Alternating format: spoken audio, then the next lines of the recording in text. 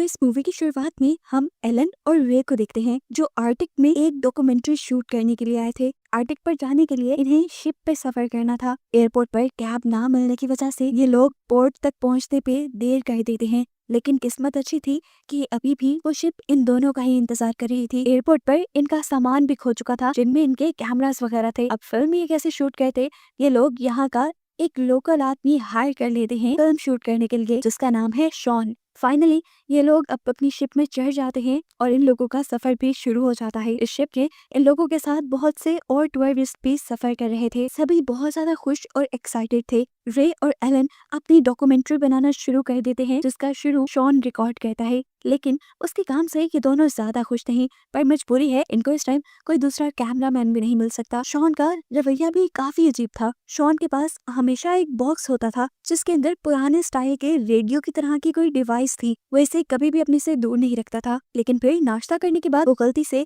उसे टेबल पर ही छोड़ गया। रे जो इस बॉक्स को लेकर हमेशा से सोचता था कि आखिर इसमें है क्या कि शॉन इसे हमेशा अपने साथ लिए फिरता है, उसने खोल कर देख लिया। हेडफोन लगाकर उसने डिवाइस ऑन की। कोई रिकॉर्डिंग नहीं थी इसके अंदर, बस अजीब सी एक आवाज थी, कोई साउंड वेव, जो उसने एलन को भी सुनाई। इतने में ही इन्होंने देखा कि दूर से शॉन आ रहा है। जल्दी से इन्होंने डिवाइस बंद करके वो हेडफोन वापस उस केस पर डालकर केस को बंद कर दिया और शॉन जल्दी से आकर इस डिवाइस को यहाँ से ले गया। खैर, इसके बाद ये दोनों शॉन को बाहर के नजारे रिकॉर्ड करने के लिए भेज देते हैं और एलन अपनी फैमिली से कांटेक्ट करने की कोशिश करता है और उसे पता चलता है कि यहाँ से तो कांटेक्ट किया जा ही नहीं सकता, क्योंकि यहाँ समुद्र के बीचों बीच कोई सिग्नल नहीं है। और यहाँ हमें ये भी मालूम होता है कि एलन की वाइफ उससे नाराज थी। इसके बाद हमें दिखाया गया कि रे दोबारा डॉक्यूमेंट्री शूट करने लगा था। उसने इस टूर के कैप्टन का इंटरव्यू लिया। उसने कैप्टन से सवाल किया कि लोग अंटार्कटिक पे रहते क्यों हैं? ये दुनिया से बिल्कुल अलग थलग इतनी खतरनाक जगह है, यहाँ तो सिग्नल भी नहीं आते। जिस पर कैप्टन ने कहा कि ये जगह नेचर के बहुत करीब है और लोग अपने सुकून के लिए यहाँ आते हैं। इंटरव्यू को पैकअप करते ही रे ने यहाँ देखा कि दूर एक बर्ड की आंख से खून निकल रहा था। ये बहुत ही अजीब बात थी। रे शॉन को भी ये बर्ड दिखाना चाहता था, लेकिन उससे पहले ही वो बर्ड वहाँ से उड़ गया। खैर, कंफ्यूज रे अब बोट के अंदर चला गया, जहाँ पर एलन दो साइंटिस्ट से बात कर रहा था। ये साइंटिस्ट रिसर्च कर रहे थे कि कैसे सोनिक वेव्स कुछ ही देर में पूरी दुनिया को तबाह कर सकती हैं। एलन काफी गौर से इनकी बातें सुन रहा था। रे के आने के बाद साइंटिस्ट यहाँ से चले जाते हैं। रे और एलन आपस में बातें करना शुरू कर देते हैं, जहाँ एलन बहुत ज्यादा परेशान था अपनी फैमिली की वजह से। रे ने उसे हौसला दिया। अभी वो इससे पहले कि एलन को बाहर होने वाले उस बर्ड वाले वाक्य के बारे में बताता, इन्हें बाहर अजीब सा शोर सुनाई दिया। ये लोग जब बाहर गए तो वहाँ पर बहुत ही अजीब नजारा देखने को मिला। एक सील अपने ही बच्चे को काट के खा रही थी और ऐसा खतरनाक नजारा जिंदगी में पहली मर्तबा देखने को मिला था। कैप्टन भी कहते हैं कि वो इतने सालों से यहाँ हैं, लेकिन आज से पहले उन्होंने ऐसा नजारा कभी नहीं देखा। वो डर चुके थे। सभी ट्रैवलर्स को वो अंदर की तरफ लेके जाने लगे, जबकि शॉन इस सब को रिकॉर्ड करने लगा। एलन और रे भी इसे डॉक्यूमेंट्री का पार्ट समझते हुए थोड़ी सी इस पर बात करते हैं और फिर अपने बाकी साथियों के पास चले जाते हैं, जहाँ पर कैप्टन फिश ग्रिल कर रहे थे इन सब के लिए। रे का तो दिल नहीं चाहा, इसलिए रे और शॉन ने उसे नहीं खाया, लेकिन एलन ने उस फिश को खा लिया और खाने के बाद से ही उसकी तबीयत खराब होने लगी। एलन को वॉमिटिंग होने लगी और वो अंदर की तरफ चला गया। शॉन और रे अभी भी डॉक्यूमेंट्री का काम कर रहे थे। तभी अचानक शॉन ने नोटिस किया कि हवा में परिंदों की उड़ने की आवाज कुछ ज्यादा हो गई है। उसे सर उठाकर देखा तो परिंदे पैटर्न में नहीं उड़ रहे थे और उनकी फड़फड़ाने की आवाज बहुत ज्यादा थी। अचानक से वो परिंदे गायब होने लगे। इससे पहले कि वो ये सबको नोटिस कर पाता, पीछे मुड़कर उसने देखा कि यहाँ के सभी लोग गायब हो गए हैं। अजीबोगरीब तरीके से यहाँ कोई इंसान नहीं रहा था। हैरान होकर उसने रे को देखा। शॉन ने ये सब कुछ रिकॉर्ड किया था। उसने अपनी रिकॉर्डिंग में देखा तो सच में लोग गायब हुए थे और वो कंफ्यूज हो गया कि आखिर ये सब हुआ कैसे। रे को लगा कि कोई उन पर प्रैंक कर रहा है। उसने अंदर जाकर ये बात एलन को बताई और ये सब मिलकर पूरी शिप पे लोगों को ढूंढने लगे, लेकिन इन्हें कोई नहीं मिला। और तब जाकर इन्हें एहसास हुआ कि यहाँ पर सच में कुछ बहुत गलत हो चुका है। अब ये लोग शॉन से पूछते हैं, तुम तो सब रिकॉर्ड कर रहे थे, तुम्हें पता चला कि ये सब क्या हो रहा है? लेकिन शॉन ने भी बताया कि उसे खुद समझ नहीं आई यहाँ पे क्या हो गया है। इन्होंने अब अपने सेल फोन ढूंढे ताकि किसी को मदद के लिए बुलाए, लेकिन यहाँ सिग्नल्स भी नहीं थे। एलन की तबीयत और भी ज्यादा बिगड़ने लगी थी। उसके मुंह से भी अब खून आ रहा था वो नहीं समझ पाया कि आखिर उसे हुआ क्या। यहाँ रे अब शिप के कंट्रोल सेंटर में जाकर रेडियो से हेडक्वार्टर कांटेक्ट करने की कोशिश करता है, लेकिन वहां से भी इन्हें कोई जवाब नहीं मिल रहा। अब ऊपर शॉन जो सब चीजें देख रहा था, दूर उसे एक आइलैंड नजर आ गया। ये खुशी की बात थी, वहां जाकर ये लोग किसी से मदद मांग सकते थे। जल्दी से उसने आकर ये बात रे और एलन को बताई। एलन वहां जाना नहीं चाहता था, लेकिन आखिर में रे ने उसे मना ही लिया कि मदद के लिए वहां जाना बेहतर है। अब एलन भी ऊपर की तरफ आ गया। जहाँ आते ही रोशनी में रे ने नोटिस किया कि एलन की गले पे किसी के काटने का निशान था, लेकिन एलन को ऐसा कुछ भी याद नहीं था कि उसके साथ कोई हादसा हुआ हो। ये जख्म काफी गहरा था, जिसका इलाज करना जरूरी था। रे के आने से पहले यहाँ एलन को एक कैमरा भी मिला था, जो एक टूरिस्ट का था। इस कैमरे में वो सब रिकॉर्ड हुआ था कि कैसे एक सेकंड में सारे इंसान यहाँ से गायब हो गए। ये देखकर एलन और भी ज्यादा परेशान हो जाता है। ये लोग अब यहाँ से जरूरी सामान लेते हैं और एक लाइफ बोट में बैठकर उस छोटे से आइलैंड की तरफ बढ़ने लग जाते हैं। इस जगह पहुंचने पर एक सबसे अजीब बात ये हुई कि इन्हें यहाँ इतने बड़े टाउन में भी कोई इंसान नजर नहीं आया। इन्हें अपनी आंखों पे यकीन नहीं आ रहा था। इन्हें लगा शायद सर्दी की वजह से लोग अंदर की तरफ होंगे। इन्होंने टाउन को छान मारने का फैसला किया और आगे बढ़े ये लोग, लेकिन हर होटल, हर मॉल, हर घर खाली था। कहीं पे भी कोई नहीं था। ये जगह कौन सी थी इन्हें तो ये भी पता नहीं था, लेकिन यहाँ की लिखी हुई चीजों से इन्हें लगा कि ये रशिया है। शॉन अब इन दोनों से कहता है कि हम तीनों किसी भी हाल में एक दूसरे से दूर नहीं होंगे, क्योंकि हालात मुझे बिगड़ते फील हो रहे हैं। ये लोग अब छानबीन करने के लिए जिस मॉल के अंदर आए थे, वहाँ के इंडोर गेमिंग सेंटर से इन्हें अजीब आवाजें आई। वहाँ जाकर उन्होंने देखा कि एक हिरन जख्मी पड़ा था और तड़प रहा था। उसके जिस्म पे बिल्कुल वैसे ही जख्म के निशान थे जैसे जख्म के निशान एलन के जिस्म पे थे। हैरान होकर ये लोग बाहर आ गए। एक होटल के अंदर आकर रे ने टेबल पे रखा सूप देखा।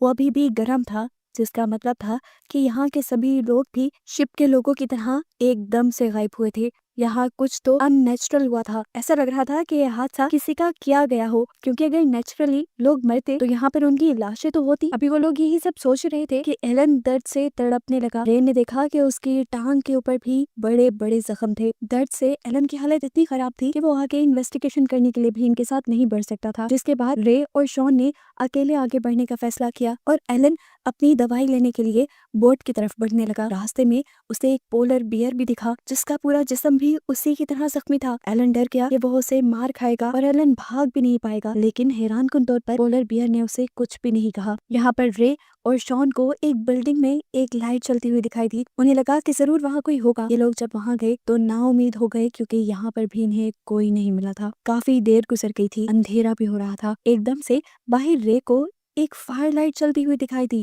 ये देखकर फौरन उसे एलन का ख्याल आया। वो बाहर गया तो एलन जमीन पर बैठा था, लेकिन ये फायर एलन ने नहीं किया था। वो एलन को लेकर घर के अंदर आ गया और खुद अपने खाने पीने का कुछ इंतजाम करने को सोचने लगा। एलन के पास अभी भी वो कैमरा था जो उसने अपने साथ एक ट्रैवलर का अपनी बोट से उठाया था। इस कैमरा की फुटेजेस में वो ये साफ देखता है कि जब सारे लोग गायब हुए थे तब शॉन नहीं गायब हुआ और शॉन उन सबकी वीडियो रिकॉर्ड कर रहा था। यानी जरूर उसे कुछ पता और उसने जरूर इन सबसे वो सच्चाई छुपाई है। एलन फौरन के बाद रे को बताना चाहता था, लेकिन रे इस टाइम अकेले नहीं बल्कि शॉन के साथ उसके पास आया। उन्होंने फैसला किया कि ये लोग जल्दी इस इलाके से निकल जाएंगे। इनके पास एक लाइफ बोट तो थी ही, लेकिन अब उसमें मसला था कि फ्यूल कम था। रे ने फैसला किया कि वो फ्यूल इकट्ठा करेगा बाहर मौजूद मोटर कार्स में से, जबकि एलन के पास यहाँ शॉन रुक गया। शॉन समझ गया था कि एलन कुछ बताना चाह रहा है रे को, इसलिए उसने एलन के कान के ऊपर वही हेडफोन्स लगा दिए और उसे वही साउंड वेव सुनाने लगा जो कुछ देर पहले वो खुद भी सुन रहा था। इतने खतरनाक माहौल में भी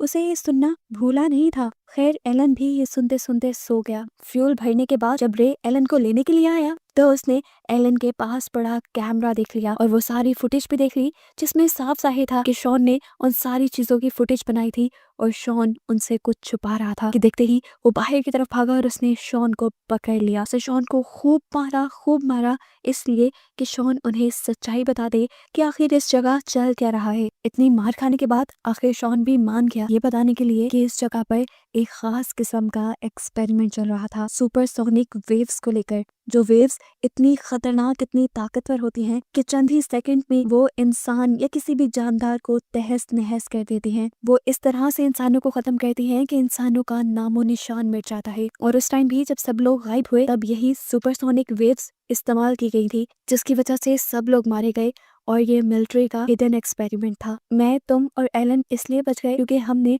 वो साउंड वेव सुन रखा था जो साइंटिस्ट ने हमें दिया था, और इससे हमारे दिमागों पर उस सोनिक वेव का असर नहीं हुआ। मैं जानता था कि तुम दोनों ने भी वो साउंड वेव सुन ली है, इसीलिए तो तुम लोग आज मेरे सामने जिंदा हो। मैं तुम्हारे लिए ये फुटेज रिकॉर्ड करने यहाँ नहीं आया था, बल्कि मुझे आर्मी वालों ने ही यहाँ भेजा था। और अब जबकि तुम ये सारी बातें सच जान चुके हो, तो अब तुम दोनों के साथ साथ मुझे भी मार दिया जाएगा, क्योंकि मुझे ये सब सीक्रेट रखना था और मैं रख नहीं पाया। ये सब बातें सुनकर रे शॉक में था। उसने पूछा फिर एलन के जिस्म पे जख्म कैसे है? तब उसने बताया कि ये सुपरसोनिक वेव्स की वजह से ही है। उसने असल में कैप्टन की दी हुई फिश खा ली थी, जो पहले ही उन वेव्स से इन्फेक्टेड थी, इसीलिए वो थोड़ा बीमार हो गया लेकिन मरा नहीं। इसके बाद दोबारा शॉन बताता है कि मुझे मिलिट्री वालों ने एक सैटेलाइट फोन दिया था, जिससे मैं उनसे राब्ता कर सकूं और वो मुझे यहाँ से रेस्क्यू कर लें, लेकिन अब मैं उनसे भी राब्ता नहीं कर पा रहा, जिसका साफ मतलब है कि अब किसी भी लम्हे हम तीनों भी मारे जाएंगे। रे ये सारा सच जब एलन को बताने के लिए आया, तो उसने देखा कि एलन पहले से ही मरने की हालत में है।